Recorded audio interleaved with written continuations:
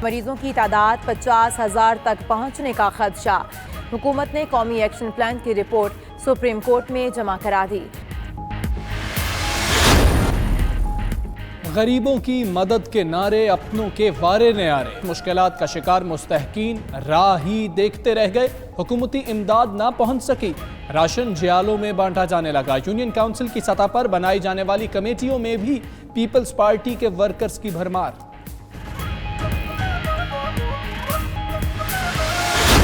मुल्क में तामीराती शोबे को भी खोल रहे हैं। वजीर आजम आज एक रोजा दौरे पर लाहौर आएंगे।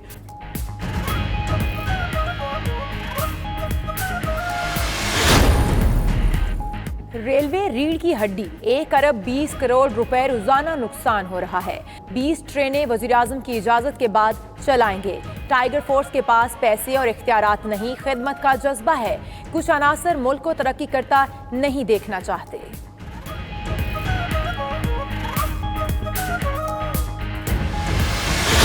बरसरे पैकार तमाम अहलकारों को खिराज तहसीन पेश करते हैं। मईशत पर असरात से नबर्द आजमा होने के लिए भी पॉलिसी की जरूरत है।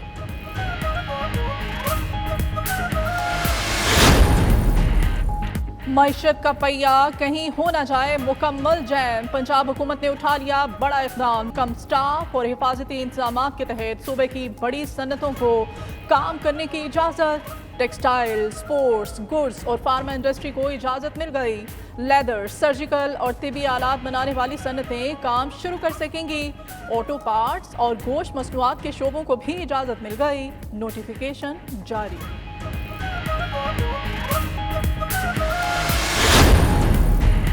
परेशान गरीबों के लिए पंजाब हुकूमत का बड़ा रिलीफ। 1,70,000 मुस्तहक़ीन को माली इमदाद पहुंचा दी गई। 24 घंटे के दौरान मुस्तहक़ अफराद में 1 अरब 50 करोड़ रुपए तकसीम। वज़ीर आला उस्मान बुज़दार कहते हैं दीगर मुस्तहक़ अफराद को भी क्वाइफ की तस्दीक के बाद फौरी माली इमदाद दे दी जाएगी। WHO के सरबराह का कहना है पाबंदियां जल्द हटाने से मुख्तलिफ ममालिक को तवील मुआशी असरात का सामना करना पड़ सकता है।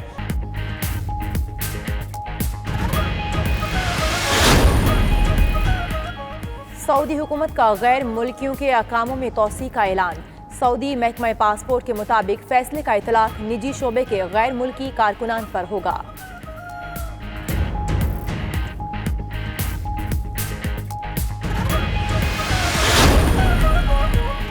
PIA का इंटरनेशनल और लोकल फ्लाइट ऑपरेशन जुज़वी तौर पर बहाल। कौमी एयरलाइन की परवाज़ मुसाफिरों को लेकर बरतानिया रवाना। इस्लामाबाद एयरपोर्ट से गिलगित स्कर्दू की 3 परवाज़ों ने भी उड़ान भरी। उधर पाक फिजाइया भी कोरोना के खिलाफ इमदादी सरगर्मियों में पेश। C-130 तैयारा बलोचिस्तान के इलाके दालबदीन से ज़ायरीन को लेकर स्कर्दू पहुँच गया।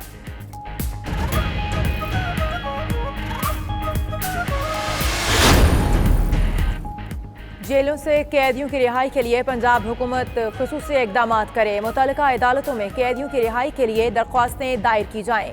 लाहौर हाई कोर्ट ने ख्वास पर अबूरी हुक्म जारी कर दिया।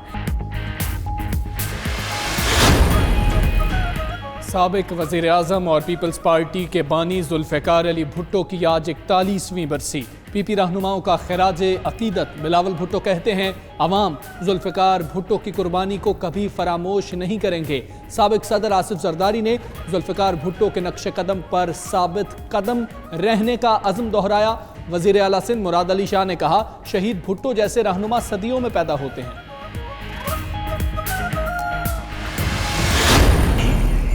आपकी मौक़िला को इसी मिक़दार महर पर कबूल मंजूर किया। भारत में मुसलमान जोड़े की ऑनलाइन शादी। औरंगाबाद में बारात रवाना न हो सकी। वीडियो लिंक के जरिए निकाह दुल्हा और दुल्हन ने एजाबो कबूल किया।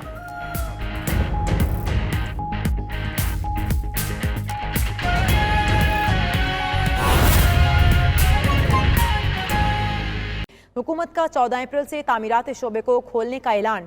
रवां साल तामीराती शोबे में सरमायाकारी करने वालों से ज़राए आमदन नहीं पूछी जाएंगे।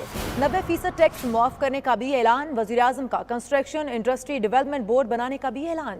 वज़ीर-ए-आज़म इमरान खान कहते हैं तामीरात के शोबे को इंडस्ट्री का दर्जा दे रहे हैं, सूबों के साथ मिलकर सेल्स टैक्स कम कर रहे हैं, घर की फरोख्त पर कैपिटल गेन टैक्स नहीं लगेगा। हुकूमत का 14 अप्रैल से तामीराती शोबे को खोलने का ऐलान सामने आया है। रवां साल तामीराती शोबे में सरमायाकारी करने वालों से ज़राए आमदन नहीं पूछे जाएंगे।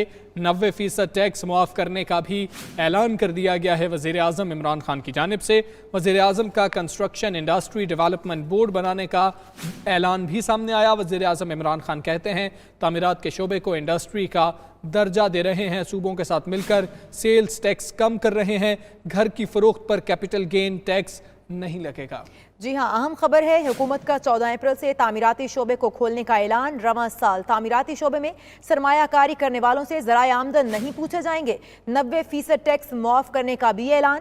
वज़ीर-ए-आज़म का कंस्ट्रक्शन इंडस्ट्री डेवलपमेंट बोर्ड बनाने का भी ऐलान। वज़ीर-ए-आज़म इमरान खान कहते हैं कि तामीरात के शोबे को इंडस्ट्री का दर्जा दे रहे हैं, सूबों के साथ मिलकर सेल्स टैक्स कम कर रहे हैं, घर की फरोख्त पर कैपिटल गेन टैक्स भी नहीं लगेगा। अहम खबर है हुकूमत का 14 अप्रैल से तामीराती शोबे खोलने का ऐलान सामने आया है। रवां साल तामीराती शोबे में सरमायाकारी करने वालों से ज़राए आमदन नहीं पूछे जाएंगे। 90% टैक्स मुआफ़ करने का भी ऐलान सामने आया है। वज़ीर-ए-आज़म का कंस्ट्रक्शन इंडस्ट्री डेवलपमेंट बोर्ड बनाने का भी ऐलान। वज़ीर-ए-आज़म इमरान खान कहते हैं कि तामीरात के शोबे को इंडस्ट्री का दर्जा दे रहे हैं, सूबों के साथ मिलकर सेल्स टैक्स कम कर रहे हैं। उनका यह भी कहना था कि घर की फरोख्त पर कैपिटल गेन टैक्स नहीं लगेगा। इसी हवाले से बात करेंगे, माहिर मुआशियात ज़ीशान मर्चेंट साहब हमारे साथ मौजूद हैं। ज़ीशान साहब, आपके वक्त का शुक्रिया। वज़ीर-ए-आज़म के इस फैसले को कैसे देखते हैं कि 14 अप्रैल से तामीराती शोबे खोलने का उन्होंने एक तो ऐलान किया, साथ कहा कि 90% टैक्स मुआफ़ भी कर दिया जाएगा।